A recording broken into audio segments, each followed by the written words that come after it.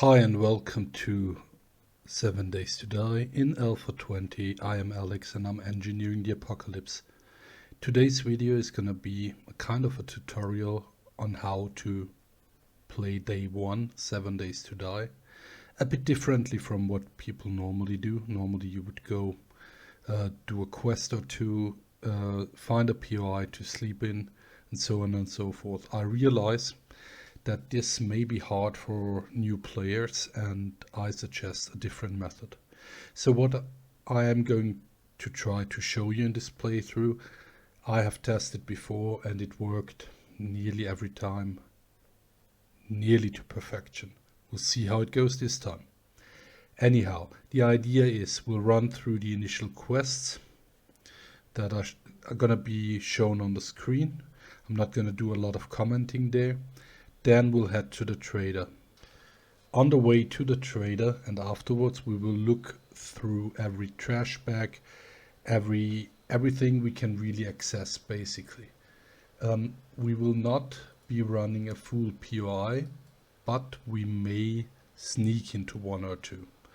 Residential zones only level 1 and 2 POIs, and usually not to the point where we actually have to fight a zombie. So, what is the idea? Well, let me explain. I'm trying to put an idea out there of how you could start the game without actually doing much fighting. And that's gonna be that non-fighting or that resource gathering is basically ruled by a shopping list, which I've put together and which I will display on the screen probably right now. Our targets are have a forge by the end of day 1. This is going to make a lot of things easier. Have pocket mods ideally at the end of day 1 and have a set of padded armor at the end of day 1, as well as have a place to stay safe for the night. What are we going to need for that? We're going to need leather for that. This is going to be the most difficult one. Cloth fragments, usually quite doable. Glue with a new alpha, usually also doable. Some iron, short iron pipes, shouldn't be a problem. About 50 small stone, also not a problem. About 60 to 100 clay soil, not a problem. Sewing kits, so will depend on our luck. And I want to have a cooking pot and a cooking grill. Earlier versions of 7 Days to Die, you usually had to find the cooking pot itself because glue was quite scarce. Nowadays you can usually craft a cooking pot in the forge. Therefore glue will be reserved basically for building a forge. We need 3 glue for that. Long story short, let's get moving.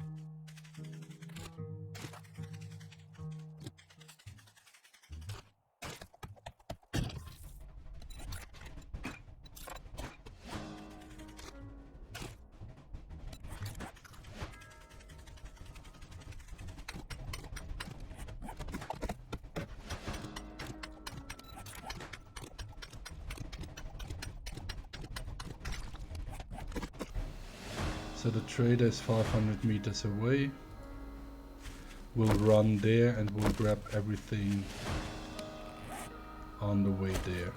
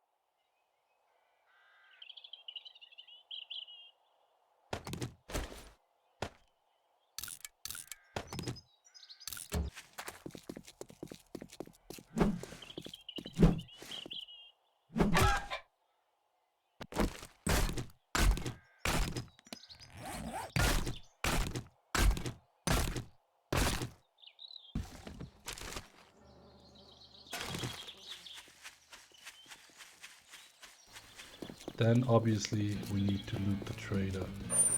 This is Trader Act, everybody's favorite. You will soon understand why.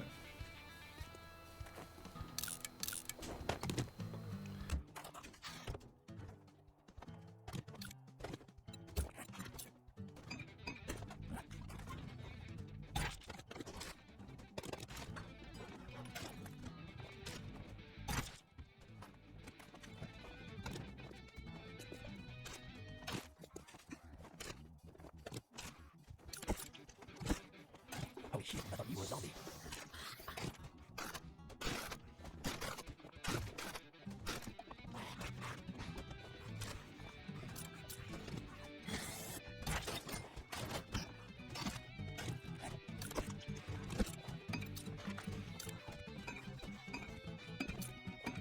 Stone. See the inventory, sell all the brass you have currently. Sell all the plastic you have currently. You can sell these parts, we don't need them yet. They're just encumbering us. Quite a lot actually. The mollies, I can put those on the hotbar. That won't change a thing. Now we have 218. Let's see if he's got any cobblestone rocks. So I would say no pipes. Does he have any leather? No leather.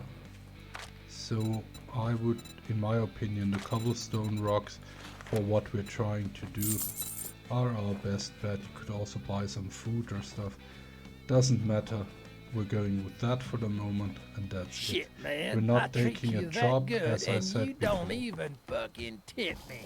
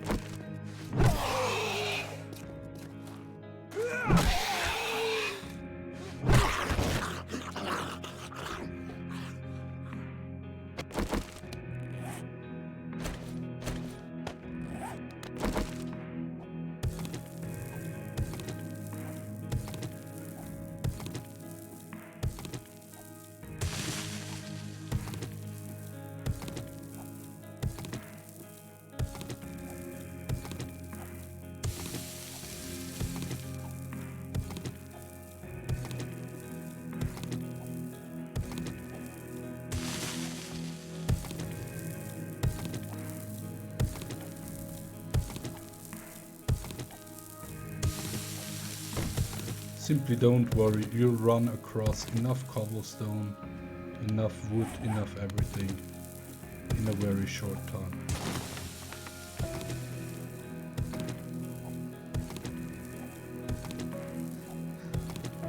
Also, as I'm seeing that we're running out of stamina, we'll assign the skill points that we gained. Always put one into Sexual Tyrannosaurus. In this build I will put one in Master Chef, one into Advanced Engineering, and we'll save the third one for later.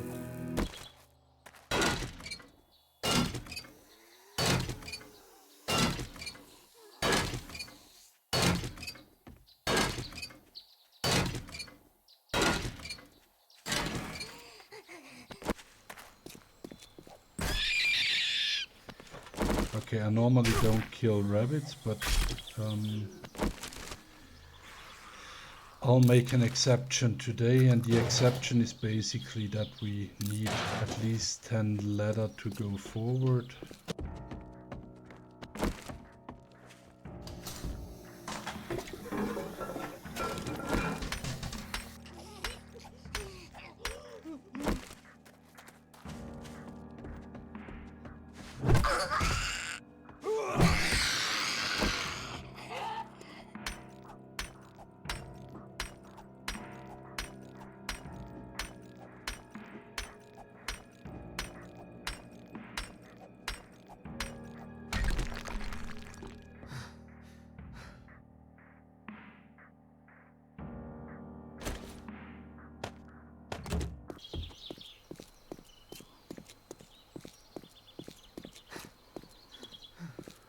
Let's look inside there. There's no leather furniture in there, unfortunately. That would have been mighty nice.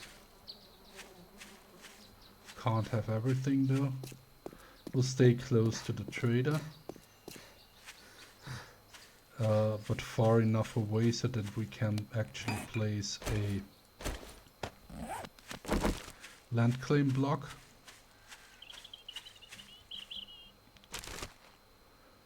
Also, you kinda need to go a bit outside the city limits to at least have some feathers, because we're gonna make some proper arrows tonight, and you need feathers for that. Anyhow, that's empty. There's the blocks. We're gonna be building what I call a 5x5 shit shack. Ideally, you're looking for a very flat surface, and by shit shack I really mean a tower base. Use that land claim block. You can also use it in the corner, because you'll be making the base bigger after a few days anyway, so that it will then be at the center of the base. But for day one, a 5x5 tower and 3 blocks high is gonna be enough to keep the suckers out. We need a few more cobblestone blocks, like, I know I didn't count, let's make 5. Also, you could build this much prettier. I'm absolutely for that. As I said, right now we're going for something very pragmatic, and we'll need ladder blocks. We'll need to craft a hatch, or 2 hatches even. The second ladder we'll put on here. We'll change the block shape to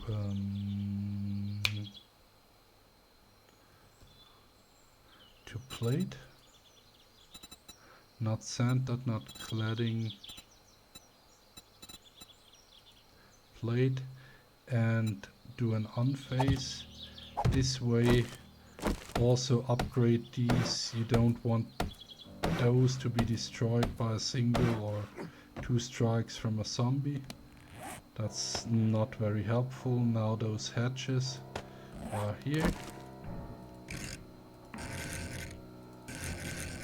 like so, and we're gonna place a hatch here too. That's gonna make it much easier to go up and down. Basically, we need a secure storage chest. That was of course not a good idea.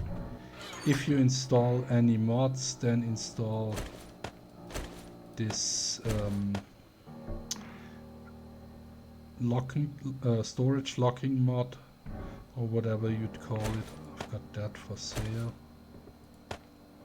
I don't even know. Take the wood with me. Lock in like 4 or something. It's probably gonna be okay. And take those back. Now we definitely need some leather. There's a rabbit. It does help if you're not too encumbered here. So rabbits are not gonna be enough, I can tell you that. Now that's a remnant. You can also see it by these signs there. Remnants usually means 1, maybe 2 zombies. Still potential loot. It's gonna be basic, not gonna lie. See, there's a zombie coming in from the outside. We can't help that. try to fight them on the outside for the first couple of days. Gonna be much easier and you're not gonna be cornered. Okay, there is probably no chance we'll be finding ladder in this place. Looks good. See, it's open, don't go in there too far. But there's a ladder couch right there. We can totally grab that.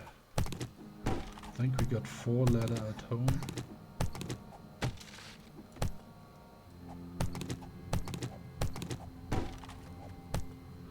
We don't quite yet have enough.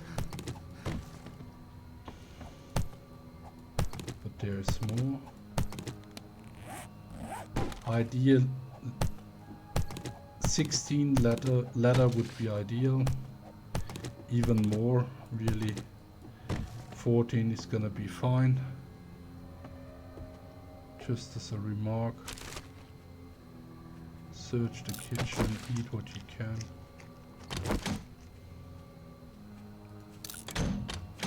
If we find a cooking pot, that's great. If we don't, that's also great. In this case, I would likely ignore this sign.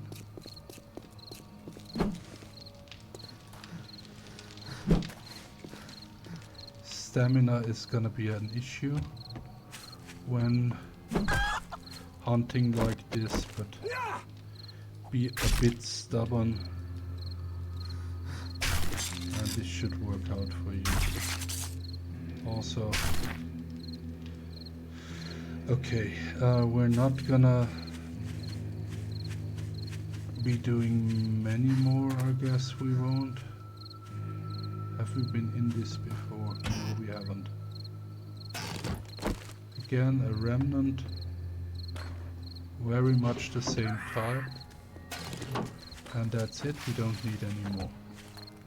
Because boots, we could sell those. Grab the barracks chairs, grab that. Make some cloth fragments, because I'm not quite sure we're there yet. So these boots could sell for 50, but if you scrap them, you get 3 leather. As I said, we don't want to be late for dinner, or basically we want to be in by nightfall. This is kinda important. There's a trader protection here. At this point, we will grab also some chrysanthemums. So I think they might come in handy. Just to let you folks know, the Trader Joel's will be closing soon. Nice, end of the day find. Open that, jump up, close it. Now we'll dump everything into the chest and we'll build what we want. First of all, we're gonna assign another skill point. Give me a second. We're gonna assign a skill point into light armor. You'll soon see why. We'll take this first. This, the stones, this, and some of the cloth. I think we need 3 duct tape, so let's start with that. And we'll build a forge. Next thing we're gonna be building is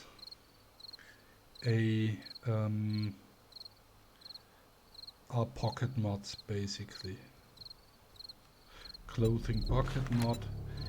We right now have 2 items of clothing. We don't have a poncho or anything yet, so 2 pocket mods will be fine.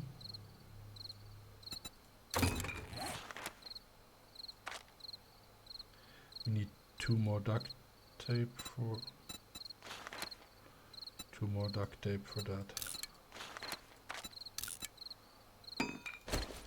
Forge is done. Put the forge down wherever really. Take the iron. You still have the clay soil on you. We've only really felled one tree. We have more than 500 wood simply by grabbing the trash piles. Now, as I said, clothing pocket mod, obviously not in the forge. We'll make 2. Alright. Then we'll obviously make a campfire. We'll put the clothing pocket mods.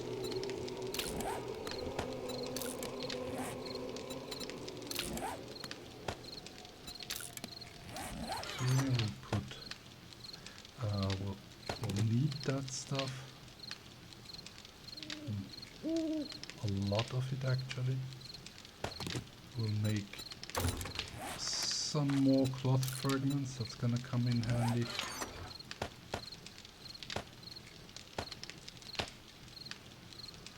Right, now we've melted in enough iron, I guess. We'll make a cooking pot, we'll make a cooking grill.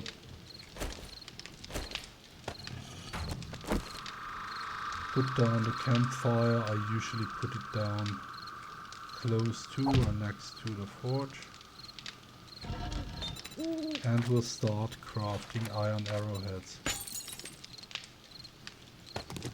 A lot of them actually. Just the stone arrows can simply piss off basically. Okay, as you've seen, we've collected some eggs, we killed a few animals. We can really make ourselves some proper food now.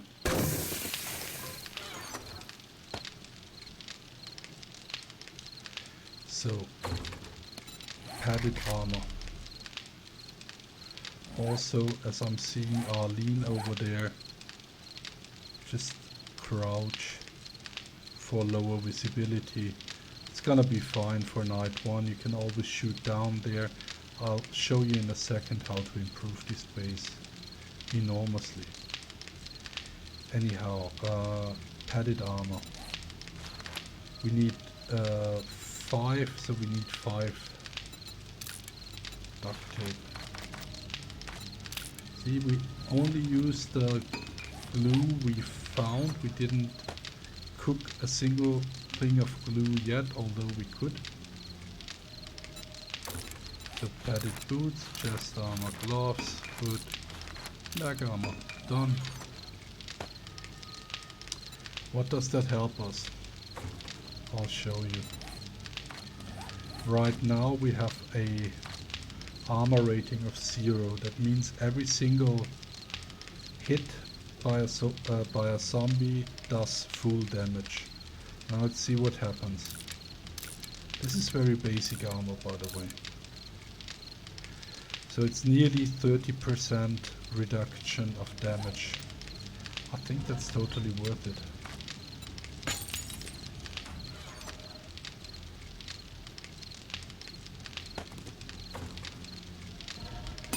Next thing, just as a demonstration.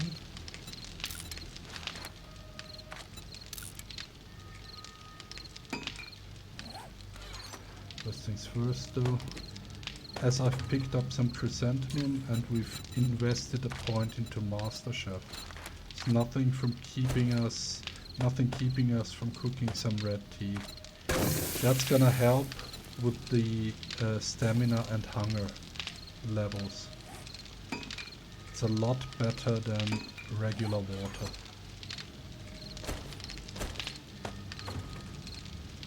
Okay. Now as for the stone arrows, iron arrows, we'll knock a stone arrow. Damage is 29. We'll knock an iron arrow. Damage has gone up to 32. Let's say you do a sneak shot, multiply the difference by 3, 10 more damage. A 3.5 even, so it's 10 to 11 more damage. Multiply that by say 200 for a headshot, you might just kill a zombie you wouldn't otherwise have killed. So there's no reason for bad gear or no gear. So we've basically geared up. We've got a proper ammo for the bow. We've got armor, basic armor. We could have gone for scrap armor. I just feel that's keeping you, or that's making you way too slow on the first day. We're eating well. We only killed like 2 rabbits and a chicken or 2, so nothing special. We've got a cooking pot, we've got a cooking grill, and we're all set to go for day number 2. Obviously, as we haven't done a lot of killing, we haven't leveled up. But we've got a proper base. The base is, and I can assure you that it's massively safe. You can easily fight the first horde in this base. Show you how. That's the last thing I'm gonna show you. Can step on that. We'll cancel that for a second and reschedule it after, because I obviously want to do that now. Now you obviously select the cobblestone blocks, the security plate grade. Again, turn up on advanced rotation like so.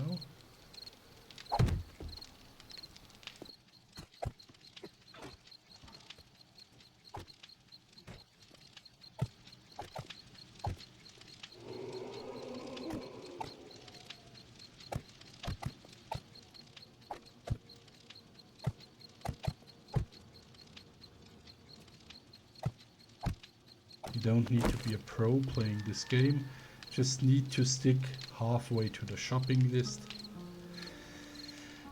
get whatever's needed, and have a working base that you could even defend against the day 7 horde. I mean, with a proper gun and a couple of molotovs or something, you're good here.